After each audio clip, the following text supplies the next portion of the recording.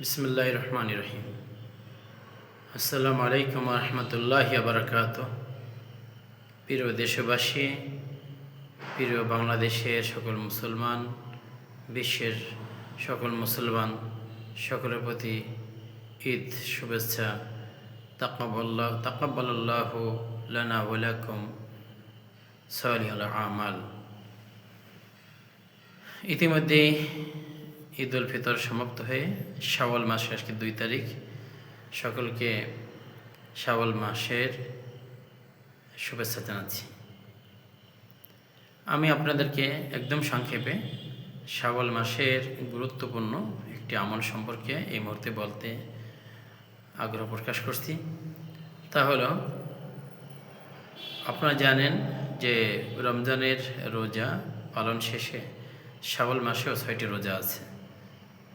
এটাকে আমাদের গ্রামের ভাষায় বা সামাজিক ভাষায় এই রোজাকে অনেকে আমিনের রোজা বলে, কিন্তু হাদিসের ভাষায় সিত্তাম মিন শাওয়াল বা শাওয়াল মাসের 6 রোজা।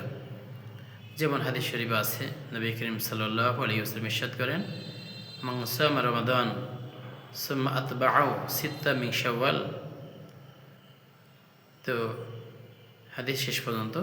তো এর অর্থ হলো যে ব্যক্তি রমজান মাসের রোজা রাখবে অতঃপর শাওয়ালেরও 6টি রোজা রাখবে, তাহলে সেজন্য সারা বছর রোজা রাখার সওয়াব লাভ করলো।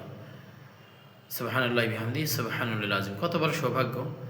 আমরা যারা রমজান রোজা রেখেছি, আজকে থেকেই আমরা আগামী 28, 29 তারিখ, 30 তারিখের আগে, অর্থাৎ পরবর্তী চাঁদ ওঠার আগ পর্যন্ত কিন্তু আমরা এই রোজা রাখতে পারি।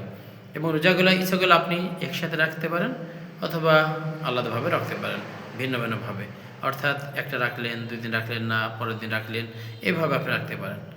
তো সকলের জন্য দোয়া, আল্লাহ যেন কবুল করেন। আমার মা বোনদের জন্য আমি এর সাথে একটি মাসলা যোগ করি। তাহলে আপনার যে মাসের ভাঙটি রোজাগুলো আছে, যা ফরজ রোজা, এই রোজাগুলো আগে পালন করবেন আশা করি, এবং দ্রুত আদায় করবেন, যাতে করে হায়াত শেষ হওয়ার আগেই যেন রোজা কাজা না থাকে, আমরা রোজাগুলো পালন করতে পারি। একই সঙ্গে এরপরে আরও সিত্তাম মিন শাওয়াল বা শাওয়ালের 6 রোজা এটা রাখার চেষ্টা করব, যাতে করে ফরজ বাদ রেখে নফলের দিকে আমাদের যেতে না হয়। যাই হোক, শাওয়ালের এই আমলটি আমরা যেন করার সৌভাগ্য লাভ করি।